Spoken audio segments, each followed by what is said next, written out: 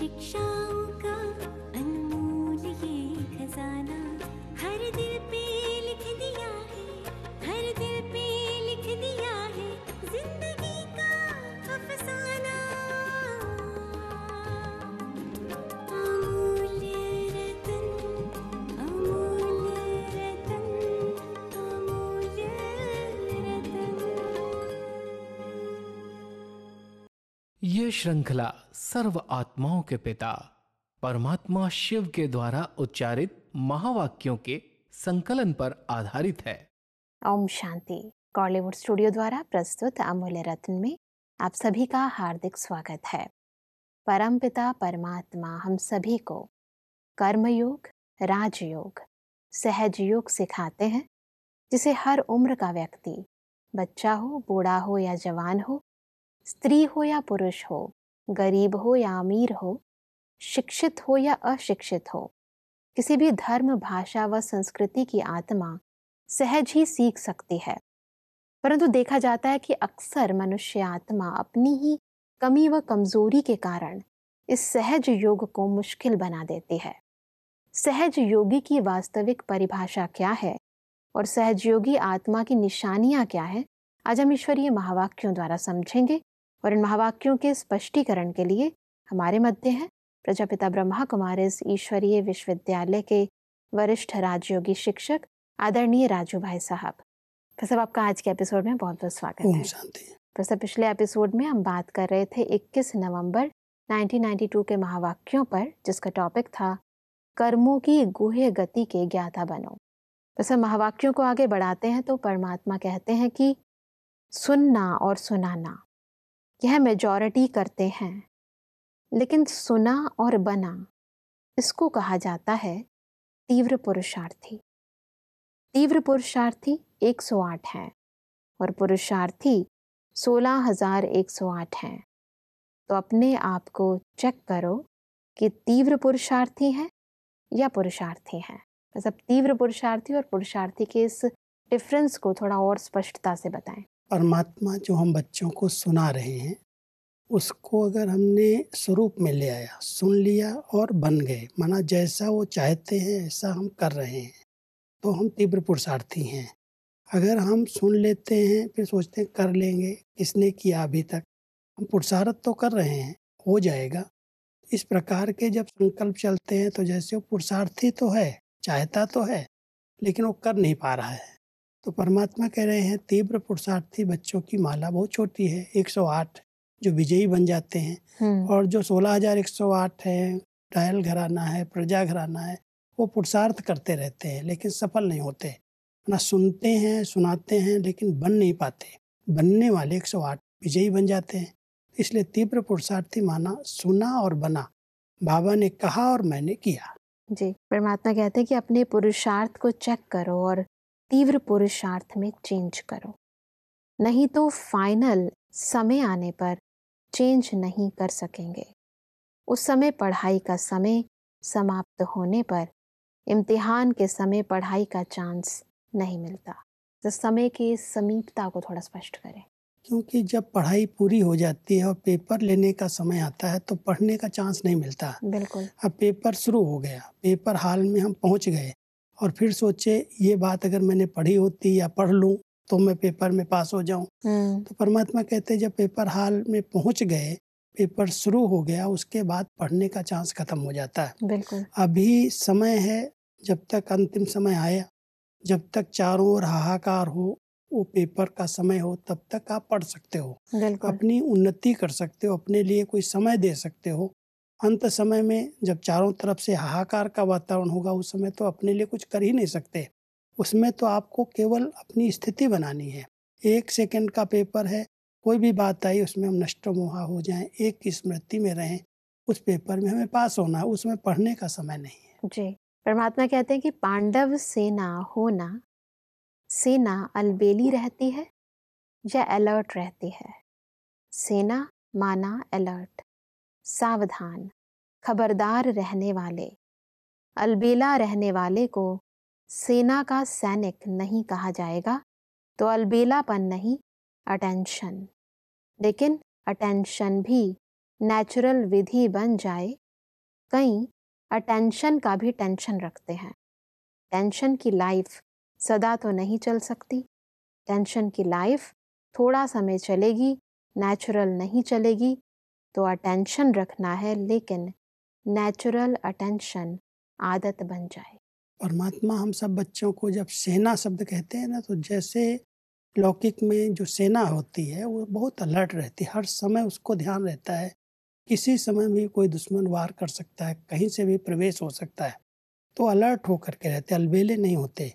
तो हम सब पांडव सेना हैं, और पांडव सेना के सामने माया रूपी जो कौरव हैं, विकार हैं, बुराइयां हैं, वो सबके सामने कभी भी आ सकती हैं। इसलिए परमात्मा कहता है सदा अटेंशन रखो। लेकिन कई बार चलते चलते अटेंशन टेंशन में बदल जाता है, पता नहीं कुछ हो न जाए, ऐसा न हो जाए। तो वो टेंशन नहीं लेना है, नेचुरल अटेंशन रहे, ध्यान रहे कि हम माया जीत बनने वाली आत्माएं हैं।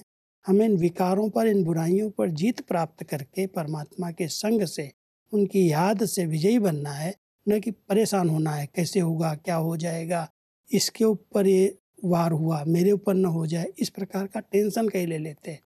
लेकिन किसी से भेंट नहीं करनी है, मुझे परमात्मा के साथ रह करके, अटेंशन में रह करके हर बात में सामना करना और पार हो जाना है। परमात्मा कहते हैं कि विनाश आपका इंतजार करे, आप विनाश का इंतजार नहीं करो। वह रचना है, आप रचता हो, सदा एवर रेडी। क्या समझा? अटेंशन रखना। जो भी कमी महसूस हो उसे बहुत जल्दी से जल्दी समाप्त करो। संपन्न बनना अर्थात कमजोरी को खत्म करना। तो कई बार हम सोचते हैं जब विनाश होगा, कलयुग का अंत होगा, तब बन जाएंगे। तो परमात्मा कहता है उसके इंतजार की जरूरत नहीं है, आप अपनी संपन्नता के लिए एवर रेडी रहो। मैं संपूर्ण बनूंगा तो मैं ट्रांसफर हो जाऊंगा। बिल्कुल। इसलिए परमात्मा अपने बच्चों को सदा यही कहते हैं कि आप इंतजाम पूरा करो, एवर रेडी रहो, अपने को संपूर्ण बनाओ। बाकी जब इस कलयुग का परिवर्तन का समय आएगा तो अपने आप परिवर्तन हो जाएगा। बिल्कुल। परमात्मा कहते हैं कि दिल तख्त नशीन आत्माएं सदा सेफ हैं, माया के तूफान से भी और प्रकृति के तूफान से भी। दोनों तूफान से सेफ। न माया की हलचल हिला सकती है और न प्रकृति की हलचल हिला सकती है। सब दिल तख्त नशीन बनने से माया और प्रकृति की हलचल से कैसे मुक्त हो सकते हैं? थोड़ा स्पष्ट करें। क्योंकि जब परमात्मा के साथ हैं, हम उनके दिल पर हैं, उनकी याद में हैं। दिल पर रहना माना क्या? हम उनके आज्ञाकारी हैं, उनके सपूत हैं, उनकी श्रीमत पर चल रहे हैं। दिल कोई आसन ऐसा नहीं जिस पर हम बैठे हुए हैं जी।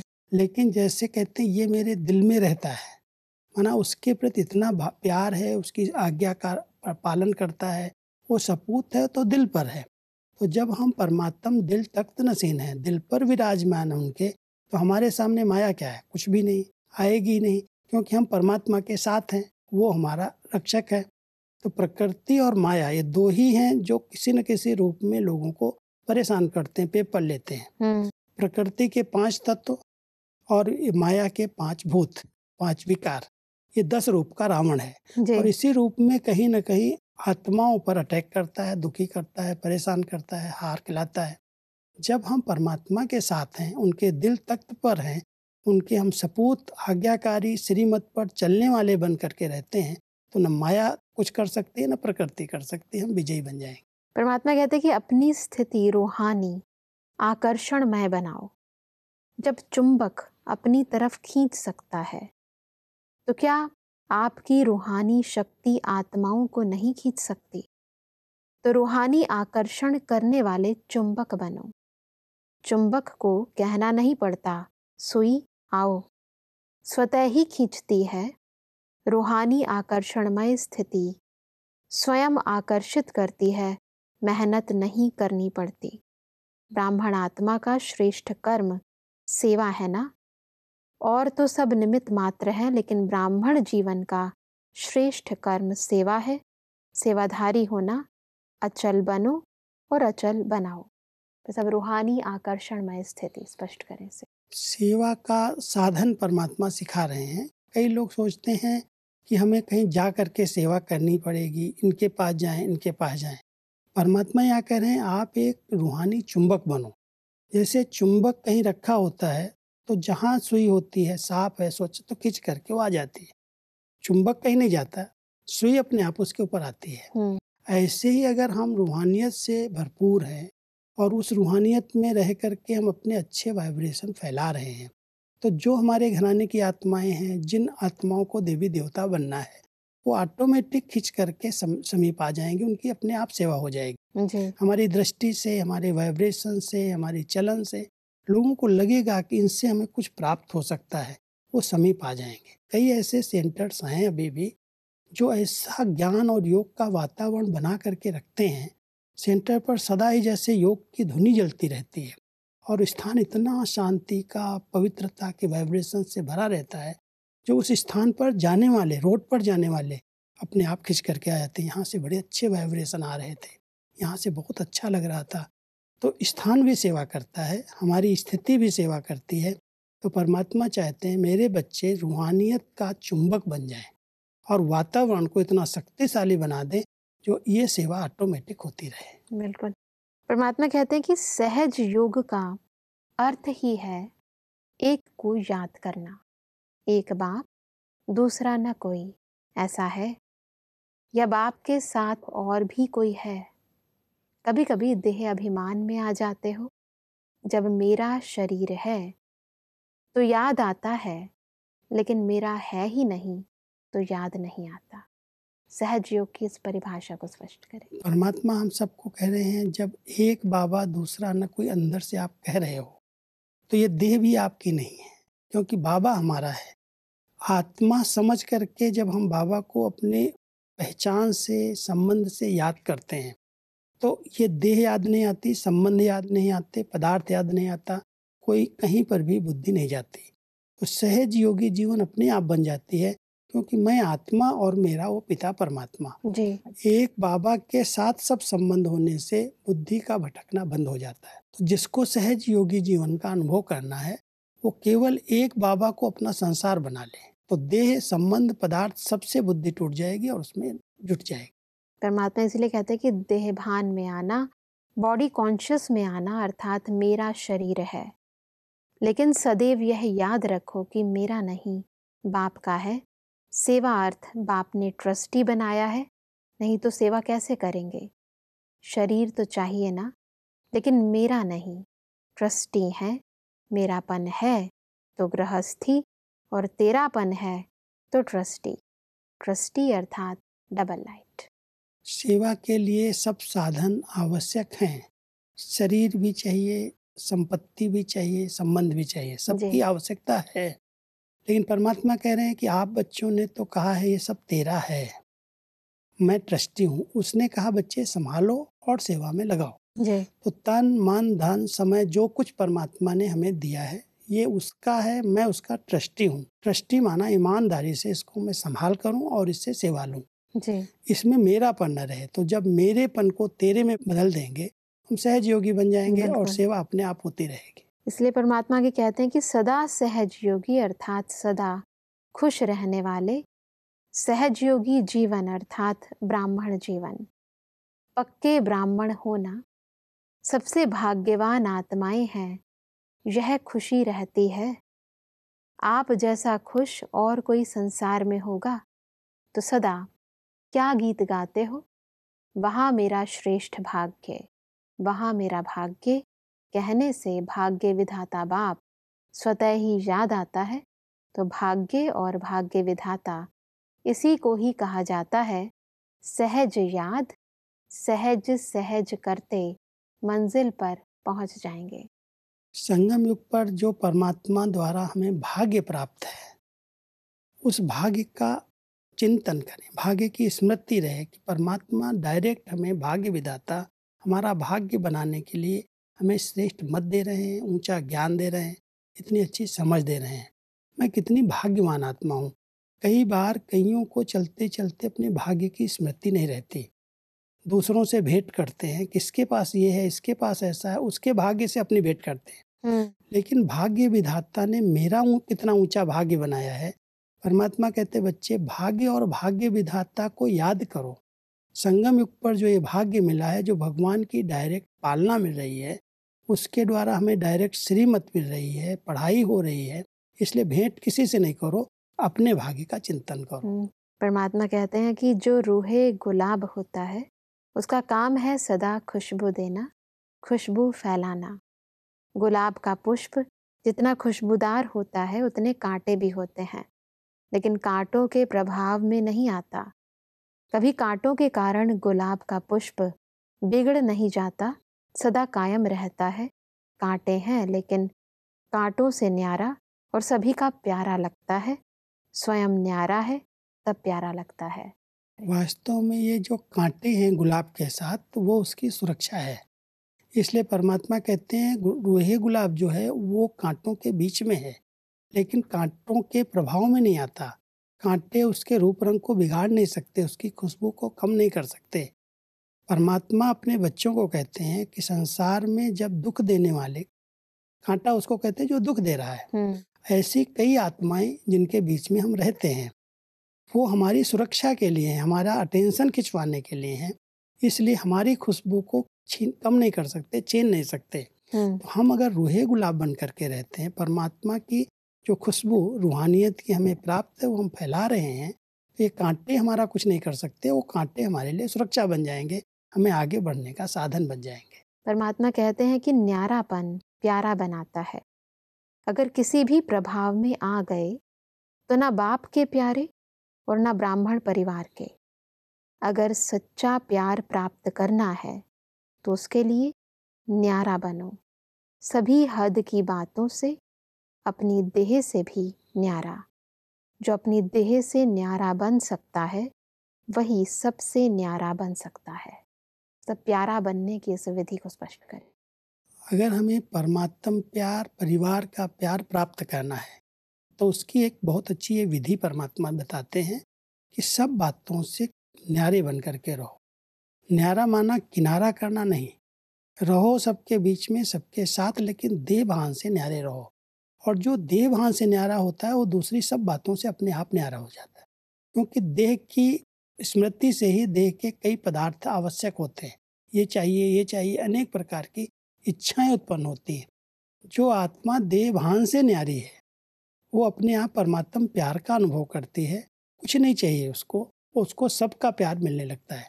इसलिए परमात्मा कहते हैं सर्व का प्रिय बनने का साधन है देह भान से न्यारे बन जाओ। और जो देह भान से न्यारे हैं उन्हें प्राप्तियां अपने आप होंगी, उसकी इच्छा नहीं करने की जरूरत है। परमात्म प्यार, परिवार का प्यार सब साधन भी उपलब्ध कराएगा, लेकिन न्यारे बनने का अभ्यास चाहिए। बिल्कुल, इसीलिए परमात्मा कहते हैं कि कई सोचते हैं हमको इतना प्यार नहीं मिलता जितना मिलना चाहिए। क्यों नहीं मिलता? क्योंकि न्यारे नहीं हैं। नहीं तो परमात्मा प्यार अखुट है, अटल है, इतना है जो सर्व को प्राप्त हो सकता है। लेकिन परमात्मा प्यार प्राप्त करने की विधि है न्यारा बनना। विधि नहीं आती तो सिद्धि भी नहीं मिलती। परमात्मा आगे कहते हैं कि कई बच्चे कहते हैं बाबा से मिलन मनाना चाहते हैं लेकिन अनुभव नहीं होता, रो रिहान करते हैं लेकिन जवाब नहीं मिलता है। कारण क्या है? पहले न्यारे बने जो प्यार मिले।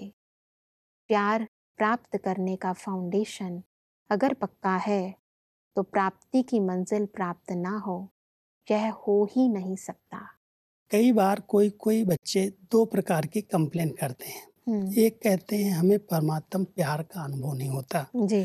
दूसरा कहते हैं कि हम बाबा से रूह रिहान तो करते हैं लेकिन हम एक तरफ ही बोलते रहते हैं, बाबा से कोई रिस्पॉन्ड नहीं मिलता। ये दो कंप्लेन उसका उत्तर परमात्मा दे रहे हैं। अगर आपको परमात्म प्यार का अनुभव नहीं हो रहा है तो पहले चेक करो हम इस देह भान से न्यारे हैं। अगर देह भान से हम न्यारे हो जाएं, अपने आत्मिक स्वरूप में स्थित हो जाएं, तो परमात्म प्यार अपने आप मिलता रहेगा, वो खींचेगा। इसलिए परमात्मा कहता है प्यार मांगने से नहीं मिलता। अगर न्यारे बन करके रहोगे सब बातों से, देह से, पदार्थों से, संसार से, तो परमात्म प्यार का अपने आप अनुभव होगा। बिल्कुल। परमात्मा कोई हमारी जबान की या हमारी स्थान की भाषा को नहीं समझता है। हम रूह ध्यान करते हैं अपनी भाषा में, और भाषा का जवाब भाषा में हम चाहते हैं कि जैसे हम बोल रहे हैं ऐसे ही बाबा भी बोले।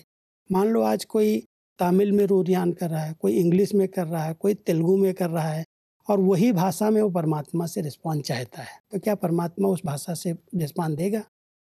रिस्पॉन्स अगर प्राप्त करना है तो भावना की भाषा चाहिए। जो जितना दिल से, प्यार से, भावना से बात करता है और अपने आत्मिक स्वरूप में स्थित होकर के करता है, उसको उस भावना का भावना में रिस्पॉन्स प्राप्त हो जाता है। उसी तरह से उसको शक्ति मिल जाती है, उसी तरह से बाबा उसको गाइड कर देता है। बाकी कोई स्थूल में जैसे मैं बात शब्दों में बात कर रहा हूँ ऐसे बाबा भी बात करे, ऐसा नहीं होता। रूह रिहान है, आत्मा का आत्मा से वार्तालाप है और आत्मा की भाषा स्नेह की, भावना की, सच्चे दिल की भाषा है। उस भाषा में अगर हम बात करेंगे तो उसी भाषा में बाबा का रिस्पॉन्स प्राप्त होगा। परमात्मा कहते हैं कि बाप की गारंटी है एक बात आप करो, बाकी सब मैं करूं। एक बात मुझे दिल से याद करो, मतलब से नहीं। कोई विघ्न आएगा तो 4 घंटा योग लगाएंगे और विघ्न खत्म हुआ तो याद भी खत्म हो गई। तो यह मतलब की याद हुई ना। इच्छा पूर्ण करने के लिए याद नहीं, अच्छा बनकर याद करना है। यह काम हो जाए इसके लिए याद करूं, ऐसे नहीं। पात्र बन परमात्मा प्यार का अनुभव कर सकते हो। कई बार ऐसा स्वार्थ रख करके भट्टियां रखते हैं, जी योग शुरू कर देते हैं कि ये काम हो जाएगा, हम 4 घंटा 6 घंटा बैठ के योग करेंगे। जी तो परमात्मा हम सबको कह रहे हैं कि ये एक मतलब की याद है, स्वार्थ वाली याद है। वो याद की इच्छा जो रख करके आप बैठे हैं वो पूर्ति नहीं होगी। आप सच्चे दिल से बाबा की याद में रहो। ये एक परमात्मा का ही वायदा है, गारंटी है कि अगर आप सच्चे दिल से बाबा शब्द कहते हो और याद में रहते हो तो आपकी हर इच्छा, हर कामना पूरी हो जाएगी। लेकिन अगर स्वार्थ से कोई काम पड़ गया, फिर आप 4 घंटे 6 घंटे योग कर रहे हो और वो पूरा हो गया तो उसके बाद भूल गए, तो ये सच्चे दिल की याद नहीं है। सच्चे दिल की याद मतलब वाली नहीं हो सकती। कोई काम हो उसके लिए हम याद नहीं कर रहे हैं, लेकिन हमारा संबंध है, वो प्यार है। उस प्यार से अगर हम बाबा बाबा करके अंदर से याद करते हैं तो बाबा की शक्ति मिलती है और हर बात का उत्तर मिलता है, हर बात का समाधान मिलता है। लेकिन मांगने से कुछ नहीं मिलता है। इसलिए परमात्मा कहते हैं कि रूहानी गुलाब अर्थात परमात्मा प्यार की पात्र आत्माएं। परमात्मा प्यार के आगे आत्माओं का प्यार क्या है? कुछ भी नहीं। जब परमात्मा प्यार के अनुभवी बनते हो तो दिल से क्या निकलता है? कौन सा गीत गाते हो? पा लिया और कुछ नहीं रहा। ऐसे प्राप्ति के अधिकारी आत्मा बनो। पात्र की निशानी है प्राप्ति होना। अगर प्राप्ति नहीं होती, कम होती है, तो समझो पात्र कम है। क्योंकि देने वाला तो दाता है और अखुट खजाना है, तो क्यों नहीं मिलेगा? पात्र योग्य है तो प्राप्ति भी सब है। बस अब परमात्मा प्यार की पात्र आत्माओं की निशानी स्पष्ट करें। परमात्मा हम सबको बहुत सुंदर विधि बता रहे हैं कि अगर परमात्मा से सर्व प्राप्तियां लेनी है, करनी है, तो उसके लिए पात्र बनो। पात्र जो होते हैं स्वच्छ हैं, साफ हैं, बहुत अच्छी दिल की भावनाएं हैं, तो परमात्मा से सब प्राप्तियों का अनुभव होता रहता है। अगर कुछ भी पात्र के अंदर दूसरी चीज मिक्स है, कहीं पर भी बुद्धि इधर उधर भटक रही है, तो परमात्मा का जो प्यार मिलना चाहिए, जो उनसे प्राप्तियां होनी चाहिए, उनसे वो आत्मा वंचित हो जाती है। इसलिए परमात्मा कहते हैं अगर आप सच्चे पात्र हो तो सर्व प्राप्तियों से संपन्नता, भरपूरता का अनुभव होगा। और पात्र में अगर जरा भी कहीं कमी है, कोई भी प्रकार से कहीं पर भी बुद्धि इधर उधर जा रही है, न्यारे बनने में जरा भी कमी है, तो परमात्मा प्यार और सर्व प्राप्तियों का अनुभव आपको नहीं होगा। अगर सब प्राप्तियों का अनुभव करना है तो सच्चे पात्र बनो और बिल्कुल स्वच्छ पात्र बनो, जिसके अंदर जरा भी कोई मिक्स ना हो। बिल्कुल भाई साहब, आज हमने बहुत ही स्पष्टता से समझा कि कैसे हम सहज योगी, तीव्र पुरुषार्थी और परमात्मा प्यार की पात्र आत्माएं बने। स्पष्टीकरण के लिए आपका बहुत बहुत धन्यवाद। ओम शांति। दर्शकों, आज के महावाक्यों में परमात्मा ने कहा कि ईश्वरीय सेवा करने के लिए हमें अपनी स्थिति रूहानी आकर्षणमय बनानी है। परमात्मा ने कहा कि हमें रूहे गुलाब बन कांटों के बीच रहते भी न्यारा और प्यारा बनना है, परमात्मा प्रेम का पात्र बनना है। परमात्मा ने कहा कि सहज योग अर्थात एक की जात, एक बाप दूसरा न कोई, शरीर भी मेरा नहीं। दर्शकों, आज के महावाक्यों से संबंधित यदि आपके मन में कोई भी प्रश्न है तो आप हमें ईमेल कर सकते हैं। हमारा ईमेल आईडी है amulyaratna@kollywoodstudio.org। अगले एपिसोड में एक और अव्यक्त वाणी के साथ आप सभी के समक्ष हम फिर हाजिर होंगे। तब तक के लिए लेते हैं इजाजत। ओम शांति। मुख्य सार। परमात्मा प्यार का अनुभव नहीं हो रहा तो चेक करो। सच्चा प्यार प्राप्त करना हो तो हद की बातों से और अपने देह से न्यारे बनो। परमात्मा प्यार इतना अखुट अटल है जो सर्व को प्राप्त हो सकता है। सहज पुरुषार्थ की विधि। एक को याद करना, एक में सब कुछ अनुभव करना, वहाँ मेरा श्रेष्ठ भाग्य। भाग्य और भाग्य विधाता की याद ही सहज याद है। बाप की गारंटी है, एक बात आप करो तो बाकी सब मैं करूँगा। वह एक बात मुझे दिल से याद करो, मतलब से नहीं। दिलाराम बाप का दिल तख्त ही तूफान से सेफ रहने का स्थान है। अधिक जानकारी के लिए संपर्क करें Amulya Ratan Godlywood studio, Manmohini Van, Shantivan post, Abu road 307510, district Sirohi, Rajasthan.